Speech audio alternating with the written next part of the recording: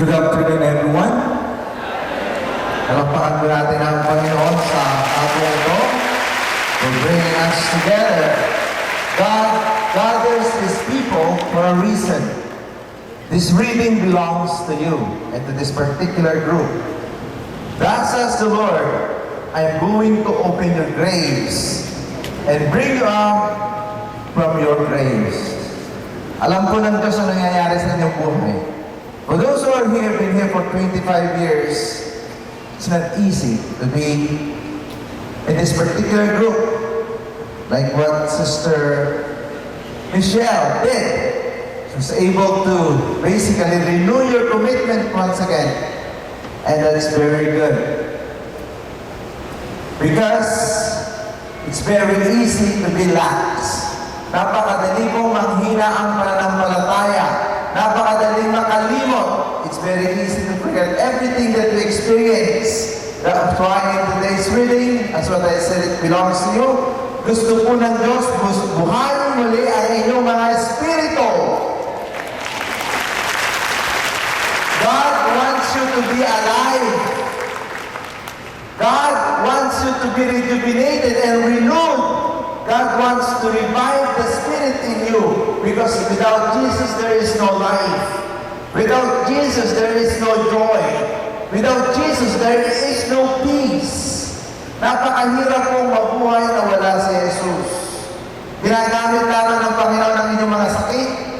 Like when Jesus said to Lazarus, no, the very reason why he is ill, because God wants to glorify His Son, Jesus. Kaya po kanina, ang tanong ng anchor, do you believe that even though those people at the back will experience healing, ang hinihiling lamang, naniniwala ba kayo?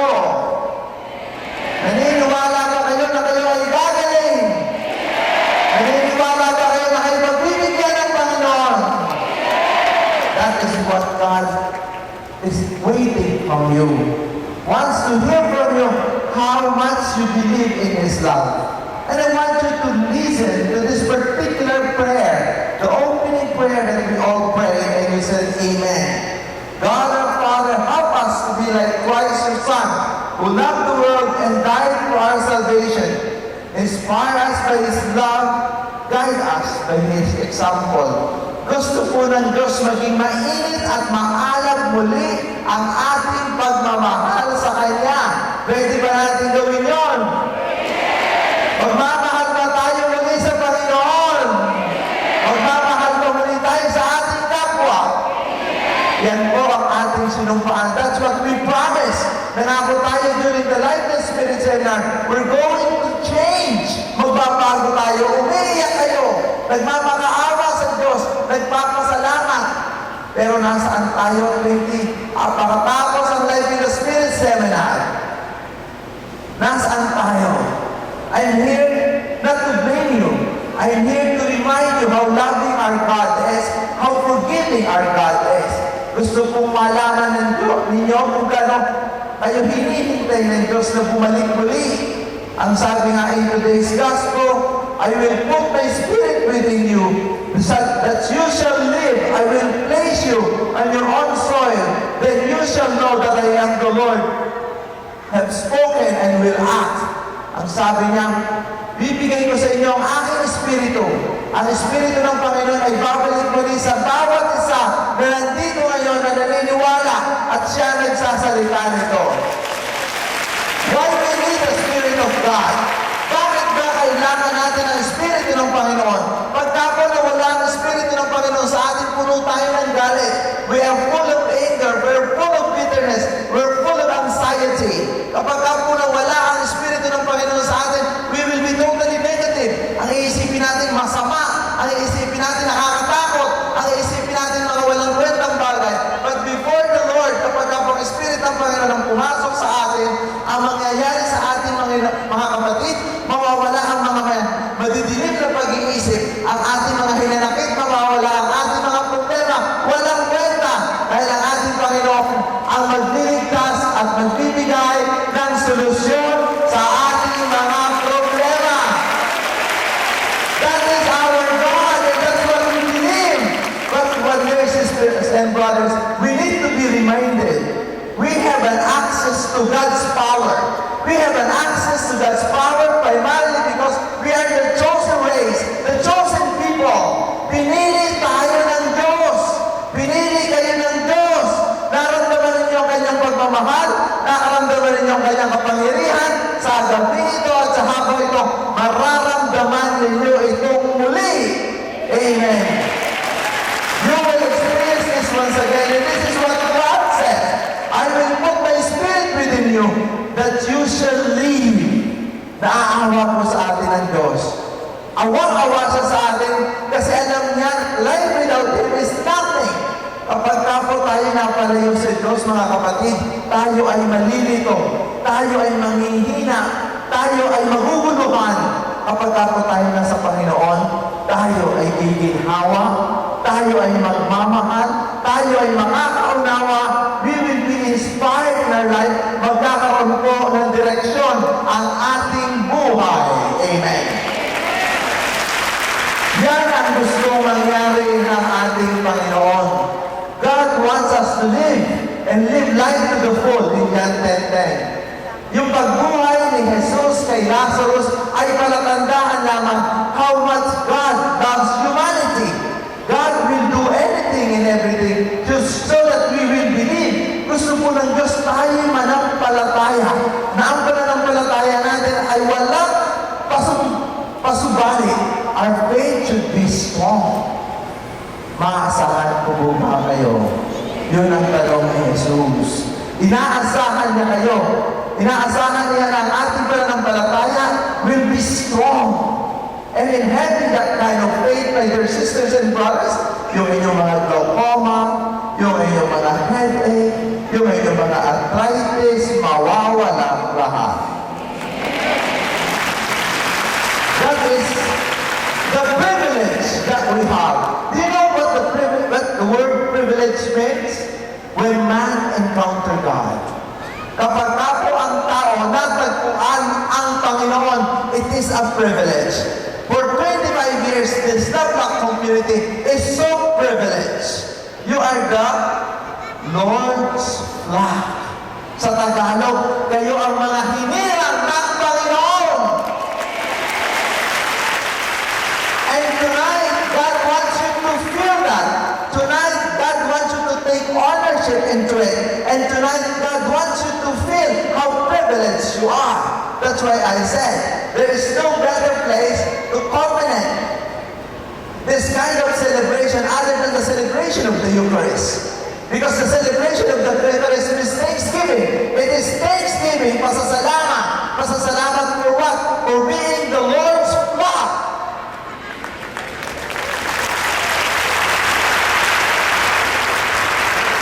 That's why I said earlier, this reading belongs to you because you're the Lord's flock.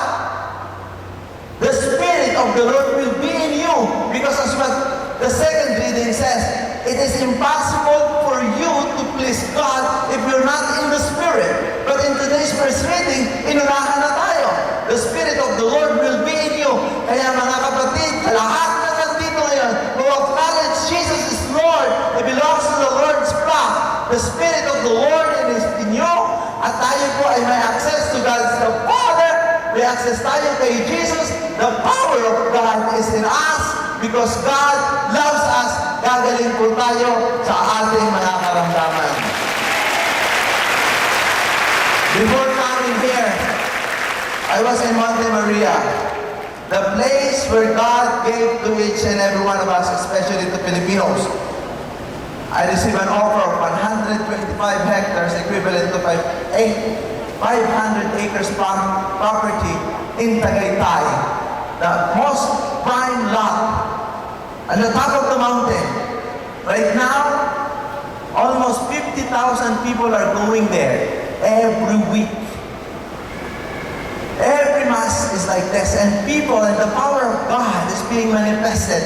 Nagpapakita na naman ang kapangyarihan ng Panginoon sa ating panahon, sa mga Pilipino. Hindi lamang sa mga Pilipino. Next week, I'll baptize a Buddhist. Nahil. Last week, isang bus na Japanese. They're all from Japan. They're all there. They're in awe of the presence presence of God, bibinyagan ng isang hindi Katoliko. And this is so interesting. And this is what he said to his wife. Honey, you never encountered the Lord? The moment Father Suarez prayed over me, I received God, encountered God. How about you? Tinanong ang Pilipina. We are very privileged. And this morning, I have to stop the testimonies. Because when I ask them, can you please come over here? Those who wants to give testimony, those who wants to glorify God, my goodness. People keep on coming, keep on coming. I said, stop. I cannot take testimonies anymore because I still have to go to PICC. God is manifesting His power to His people. And in particular, this woman came and gave a testimony. And she said, Father, for the longest period of time, I cannot bear a child. For 10 years, I attended your mass. You put your hands on my tummy and you told me, you will be pregnant. And true enough, the baby showed up last week. The doctor said there's no way you will have a child because the fallopian tube was closed. Before God, there's nothing impossible. Naniniwala ba kayo? So this is our God. Our God is the God of the impossible. And this God is calling you to work in His field, to propagate to everybody because you encounter the Lord. Ipamamalita ninyo tungkol dito sa Diyos natin ito. That's what He said. This reading belongs to you because natutulog na kayo. Nawawala na tayo. God is calling us back. I will put my spirit within you so that you shall live. How do we know that we are sleeping? It's very easy to know that we are sleeping. Slumbering spirit. Why God is keeping hurrying us? Gising! Kasi mga kapatid, it's so sad to say, many Catholics, they go to church to fall asleep. That's why I'm blaming God. God, why going to church seems to be the most conducive place to fall asleep? I will never forget this. This lady came to me and she said, Father Suarez, I'm so touched by your homily. Can I do something? I said, what something you want to do? I want to be an altar server. Okay. And before that, I asked her, how old are you? Oh, I'm already 89. Oh my God. I said, but out of compassion, I don't want to discriminate her. I said, okay, pwede ka na rin mag-serve. So I trained her. After 1 month, she came back to me and she said, Father, I'm tired of serving. I don't want to serve anymore. I said, okay, that's expected. Don't worry. But before she left, she said, again, another request. Father, can I do something else? I have this long time dream. I want to be a lector. Can you still read? Oh, I'm very blessed with 20/20 vision. Okay. Given, I forgot to ask her if she can still hear. True enough. After the reading, she forgot what to say. She looked at me and I whispered to her, the word of the Lord. You know what she said? My dear sisters and brothers, this is the end of the world.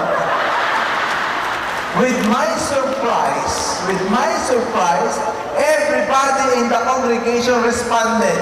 You know what they said? Thanks be to God. You know what we are laughing? We are laughing. But it's sad that most of us go to church and it's a mechanical thing to do. Attending to Mass is a mechanical thing. It becomes too mechanical. Parang, sige, pupunta lang, but it's not supposed to be the case. Every Mass is an encounter. If you only know what's happening during the Mass. This is the highest form of worship. You want this community to grow? According to Pope John Paul II, any community will not grow. Or it will stop growing if it is not focused on the Eucharist.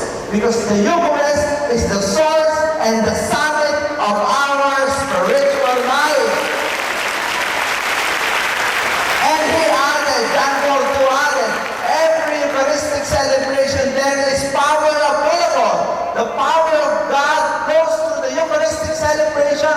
That's why I do believe God anointed me, God chosen me as an instrument and as a priest, and He waited for 20 years.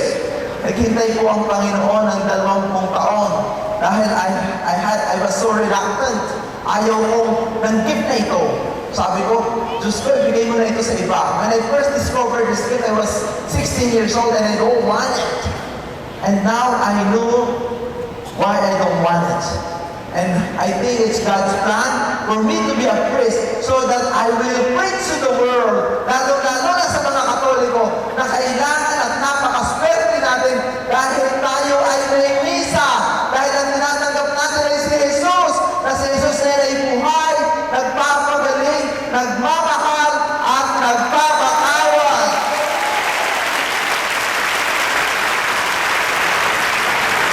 Sa mga pumapalakpak, I hope you understand what I'm talking about. Sa mga pumapalakpak, I hope you feel what I'm talking about, how privileged you are. And in doing so, sa mga nakakaramdam at nakakaunawa ng ating sinasabi, magiging bagong tao kayong lahat. Paglabas nyo nito, mga kapatid, you will be a new person, a new spirit. Magiging kayo ang inyong pananampalataya. Kung bago kayo pumunta dito, mabigat ang inyong nararamdaman. Malabo ang inyong mata. Magulo ang inyong pag-iisip. Walang direksyon ang inyong buhay. I'm telling you, because of God's power, you will be renewed. You will be revived. You will be a new person with a new spirit within you. Magiging bago kayong tao. Sa pangalan ni Jesus, magbabago ang inyong buhay. Sa pangalan ni Jesus, mawawala ang paghihiganti. Sa pangalan ni Jesus, mawawala ang galit. Because the Spirit of the Lord is in you. The Spirit of the Lord is given to each and every one of us as a privilege. Tayo po mga kapatid ay pinili ng Diyos. Hinirang upang mapaupo sa hapong ito. For a certain reason. The reason God loves you and He wants you to feel that. When Jesus wept over Lazarus, each and every one here is Lazarus. Tayo po lahat ay katulad ni Lazarus. We're going to die. We're going to get sick. Magkakasakit tayo. But you know what Jesus did over Lazarus? He wept. Umiyak si Jesus. Nakiusap sa Ama. Ganon po ang ginagawa ni Jesus sa bawat isa sa atin. Na nakikita niyang naghihirap, na nakikita niyang nalulumbay, na nakikita niyang namumroblema. Pag lumapit tayo kay Jesus, ang gagawin ni Jesus, siya mismo iiyak sa Ama. Tulungan mo po ang taong ito na mahal ko. Bigyan mo po ng pag-asa ang kanyang buhay.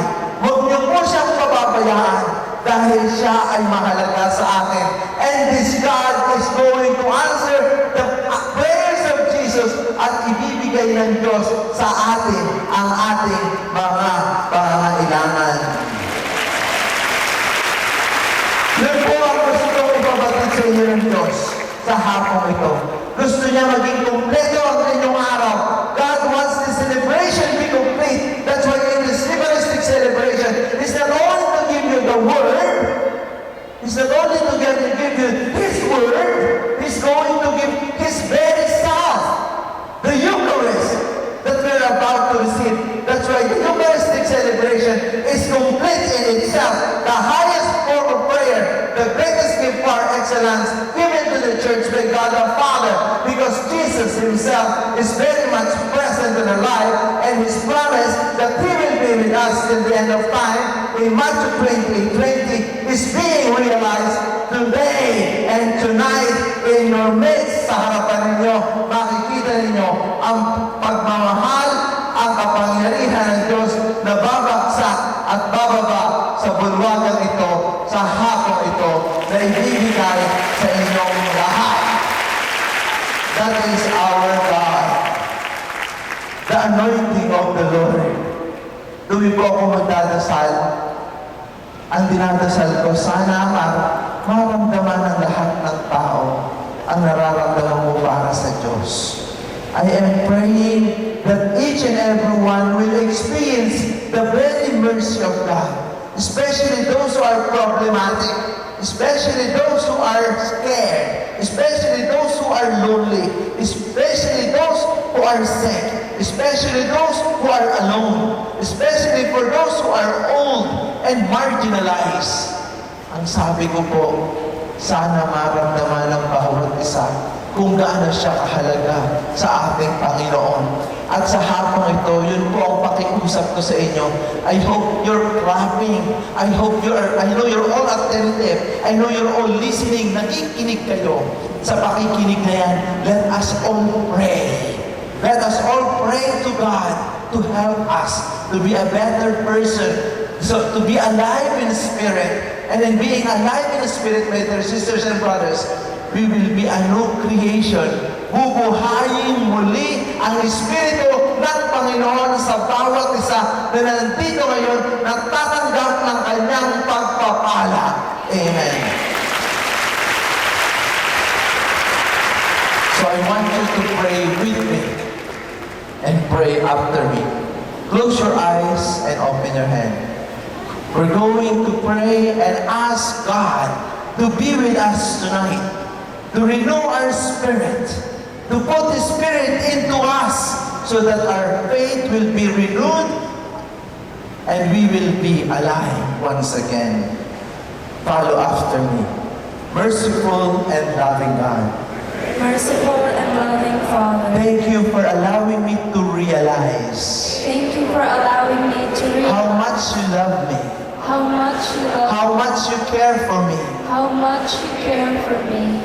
You love me like you love Lazarus. You love me like you love Lazarus. Thank you for the privilege. Thank you for the privilege. Thank you for your word Thank you for that your you're word, going to put your spirit within me that you're going to put your spirit within me so that I will live. so that I will live. Lord, now I realize Lord, now I realize without you I am nothing. without you I am nothing. Mahirap po pala ang mapalayo sa inyo. Mahirap po pala ang magpalayo sa inyo. Nagugulo ang aking isip. Nagugulo ang aking isip. Sumisikip ang aking dibdib. Sumisikip ang aking dibdib. Pero ngayon, Panginoon, Pero ngayon, Panginoon, ipinangangako ko ipinangako ko na ako ay magbabagong buhay. na ako ay magbabagong buhay. Tatanggalin ko sa aking dibdib ang galit at hinanakit.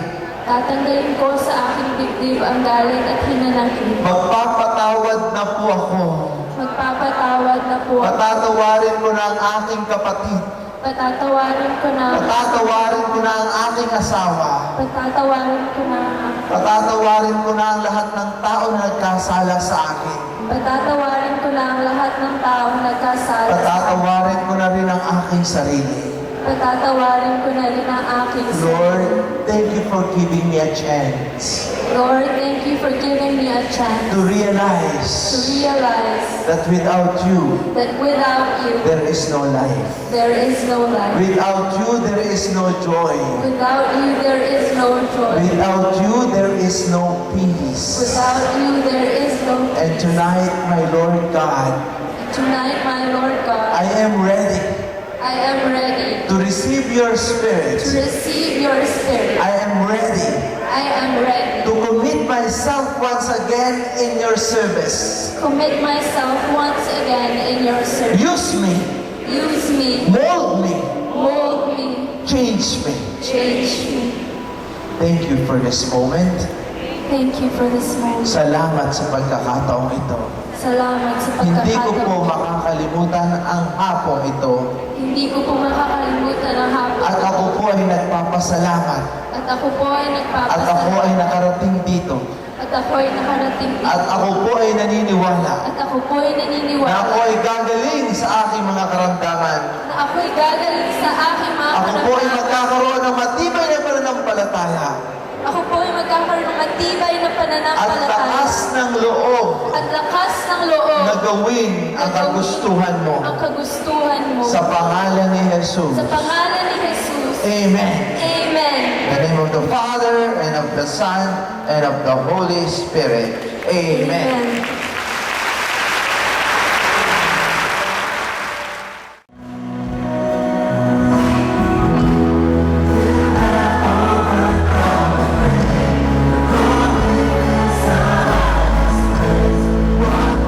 We just received the Lord in the Eucharist, so let us continue our prayer.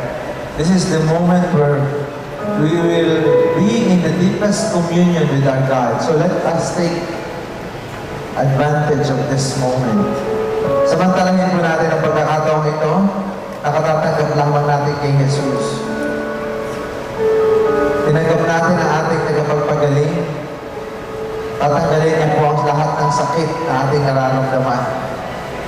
So I want you to close your eyes. I'll do a general healing prayer.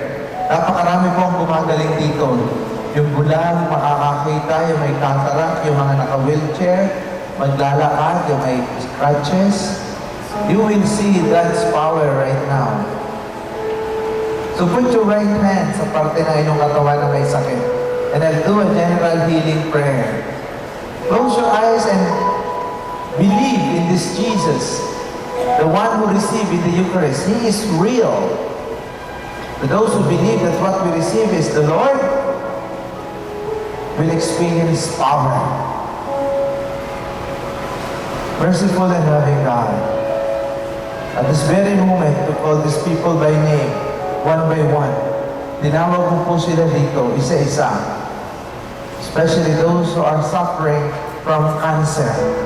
Napakarami po dito may cancer. Wala nang nakakakita, total na bulag. Lord, right now, heal them. Yung mga stroke, hindi makalakad. Lord, right now, heal them. Yung may mga glaucoma, may cataract. Touch them from head to toe. Let them experience your love at this moment, Lord. Let them experience your mercy. Yung mga may diabetes, na paralyzed, yung mga may lung cancer, cervical cancer, yung mga hindi magkaanak. At this very moment, Lord, touch them. Yung may thyroid problem, may bukol, yung may asthma, hypertension, high cholesterol, yung mga may arthritis, may diabetes, may mga frozen shoulders, may brain tumor, may brain cancer, may high blood. Lord, right now, heal them. One by one sa pangalan ni Jesus. Pagalingin mo po sila sa sandaling ito. Pagpalain mo po ang lahat na nandito ngayon na naniniwala. Yung po mga may nagdadialysis, may liver cancer, may pancreatic cancer. Lord, right now, heal them. Yung suffering from severe headache. And also our loved ones that cannot come here. We brought their pictures. Dala po namin ang kanilang mga litrato. Yung mga may cerebral palsy. Lord, yung hindi makalakad. May diabetes. Especially, Lord God, yung mga nanghihina ang kanilang pananampalataya. Those who are suffering from so much anger, bitterness, and unforgiveness. Heal and touch them one by one right now. In Jesus' name, Amen. Palakpakan natin ang Diyos.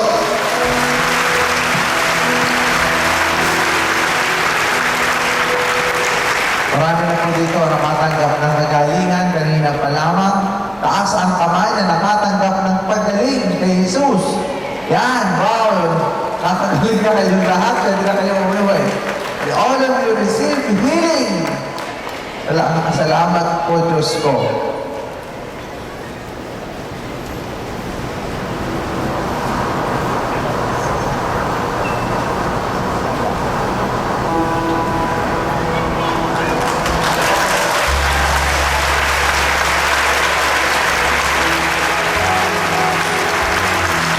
Ako ay naka-scratches, naglalakad na. Yan. Pakita mo yung pastor. Yan.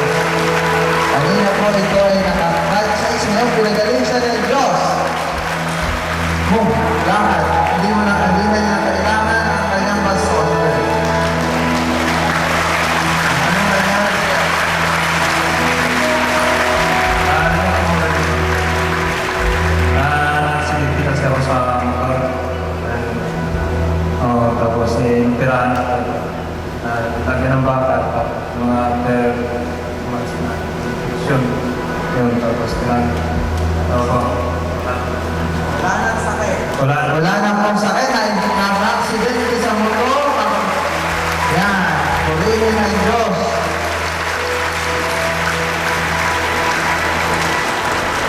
Sino pang gumaling diyan? Taas ang kamay. Magpatotoo. Halika dito. Ikaw, yung may thyroid. Halika. This lady,